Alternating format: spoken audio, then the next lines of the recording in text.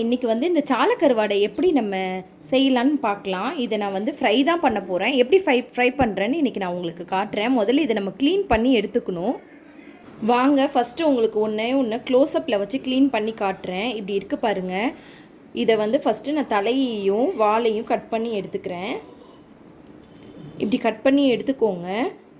இங்கே பாருங்கள், இப்போ இந்த செதில் இருக்குது பார்த்தீங்களா, இதை செதுக்கி எடுத்துடணும். இந்த மாதிரி செதுக்கி எடுத்துக்கோங்க.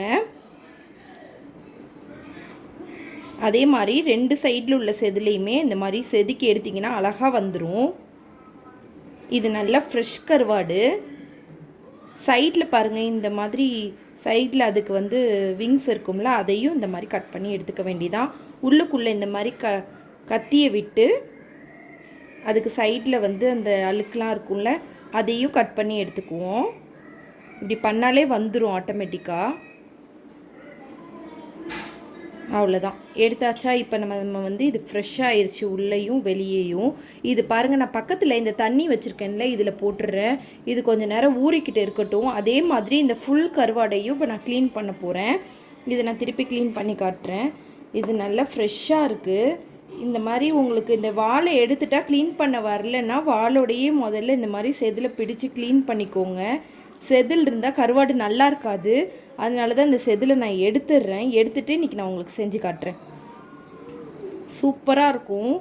வெறும் ரசசோறு இருந்தாலே போதும், சூப்பராக சாப்பிட்றலாம் அந்த கருவாடு இருந்தால். சால கருவாடு இப்போல்லாம் எங்கே கிடைக்கிது? எங்கேயா கிடைக்கிறச்சே வாங்கினா தான் உண்டு.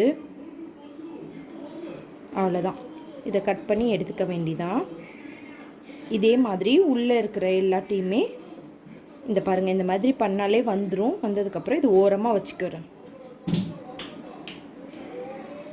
இந்த மாதிரி க்ளீன் பண்ணி எடுத்துக்கணும். க்ளீன் ஆகிடுச்சு பார்த்தீங்களா. இதை இப்போ நான் இந்த தண்ணிக்குள்ளே போட்டுருந்தேன். இப்போ நான் எல்லாத்தையுமே க்ளீன் பண்ணிவிட்டு வந்துடுறேன். இதே மாதிரி இந்த கருவாடை வந்து பொரியல் மாதிரியும் பண்ணலாம். வெங்காயம் இதெல்லாம் போட்டு பொரித்து எடுத்துடலாம். இன்றைக்கி நான் வந்து வெங்காயம் போட்டு பொரித்து காட்டலை, வெறுமனை தான் பொரித்து காட்ட போகிறேன். அதனால இன்றைக்கி வெறுமனை பாருங்கள். இன்னொரு நாளைக்கு நான் வெங்காயம் போட்டு இதை நல்லா நான் ஃப்ரை பண்ணி காட்டுறேன். தொக்கு மாதிரி சூப்பராக இருக்கும். அதுவும் இன்னொரு நாளைக்கு இன்னொரு வீடியோவில் நான் கண்டிப்பாக செஞ்சு காட்டுறேன்.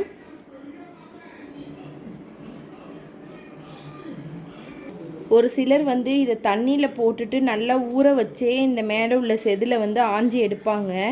ஆனால் அது வந்து எனக்கு பிடிக்காது. அது வந்து கருவாடு எல்லாமே சேர்ந்து பிஞ்சிட்டே வரும். ஏன்னா இது நல்லா ஊறிடுமா, பிஞ்சிரும். அதனால நான் ஃபஸ்ட்டு இந்த மாதிரி தான் க்ளீன் பண்ணிவிட்டு தான் அதுக்கப்புறமாட்டி தண்ணியில் போடுவேன். இது ஈஸியாக இருக்கிற மாதிரி இருக்கும். மிச்சதும் என்ன ஆகும்னா, தண்ணியில் போட்டோன்னா அந்த செதில் எல்லாமே கலண்டு வந்துடும். அதனால நான் அப்படி தான் பண்ணுவேன். இது பாருங்கள், அழகாக இந்த மாதிரி எடுத்துட்டாலே போதும். உள்ளே இருக்கிற அந்த குடல் எல்லாமே தனித்தனியாகவே வந்துடும்.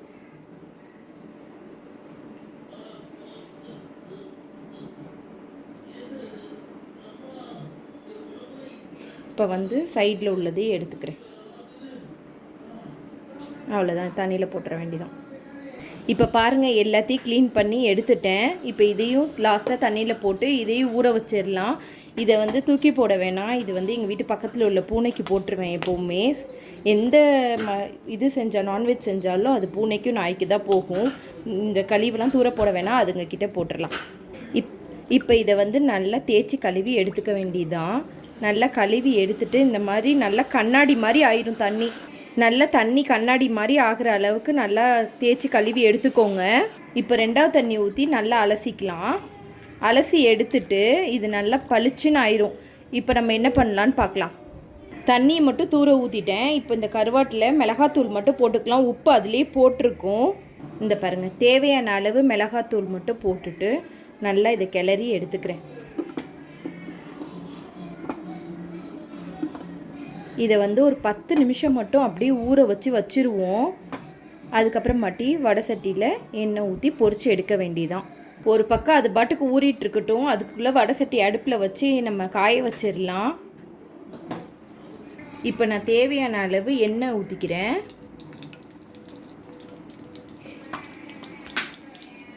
இப்போ எண்ணெய் நல்லா சூடாயிருச்சு.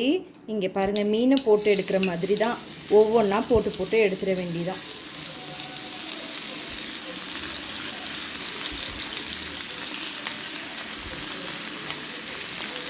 நான் குறுக்க குறுக்க போட்டுக்கிறேன். நல்லா இப்போ இது பொரியணும். இது வந்து போட்ட உடனே சட்டுன்னு வெந்துடும். அதனால பக்கத்துலேயே நில்லுங்க, இல்லைன்னா கருகி போயிடும். சட்டுன்னு வேகக்கூடிய பொருள் தான், சிம்மில் வச்சு தான் பொரிக்கணும். இப்போ 2 பக்கமும் நல்லா வெந்துருச்சு. இந்த கிண்ணத்துலேயே நான் எடுத்துக்கிறேன். இங்கே பாருங்கள், சூப்பராக வெந்திருக்கும். ஒரு பீஸ் இருந்தால் கூட போதும், சாப்பிட்றலாம். அந்தளவுக்கு டேஸ்ட்டாக இருக்கும். நீங்களும் உங்கள் வீட்டில் கண்டிப்பாக செஞ்சு பாருங்கள். நான் அடுத்த பேட்சையும் போட்டு பொரித்து எடுத்துக்கிறேன். நெக்ஸ்ட் வீடியோவில் பார்க்கலாம். பாய் பாய். இங்கே பாருங்கள், நான் இந்த பேட்சையும் போட்டு காட்டிடுறேன்.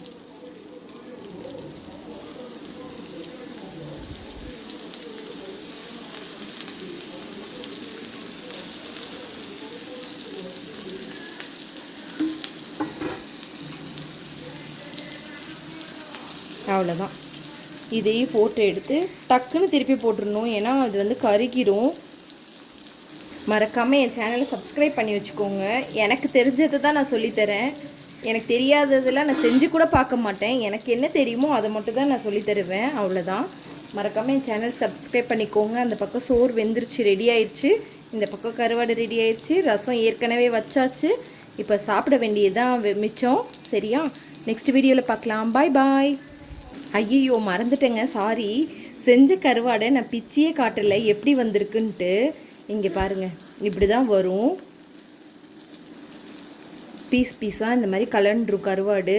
அதுக்கப்புறமாட்டி முள் தனியாக அதுலேயே உட்காந்துரும். இதை அப்படி கலட்டி சாப்பிட வேண்டியது தான். அப்படி சாஃப்டாக பீஸ் பீஸாக வெந்துடும். இங்கே பாருங்கள், ஒரு பீஸ் எடுத்து சாப்பிட்டு காட்டுறேன்.